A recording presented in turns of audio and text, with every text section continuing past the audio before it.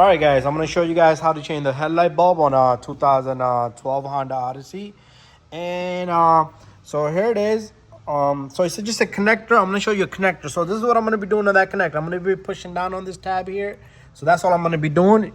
Camera might not be able to see it, but I'm going to push down on that tab and I'm going to remove that connector. And you should be able to do that. Camera's not going to go in there to see in there. There you go. So I got the connector off. Let me show you guys the connector's off. So there's the connector. The connector's off. And all you do now is you take this bulb and you turn it. If you're looking right at it, you turn it counterclockwise. This baby comes right out just like that. And this is the H11 bulb. Don't touch the filament. So if you want to place this bulb back in, you do the same thing. You are going to have to find those slots, same spot you took it out from. So we're going to start at this angle right here.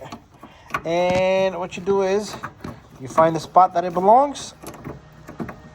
And then you twist it clockwise. And what you do is you take that connector now.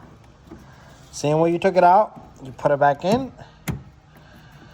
There you go. And your lights should be working. Bada bing, bada boom. It took me only probably 1 minute, under 1 minute to do that while talking. So it's the same procedure on the opposite side right here. You see that? It's the same procedure on the opposite side. And very simple to do. Thank you for watching my video. Don't forget to subscribe, share, and like. See you guys on the next video.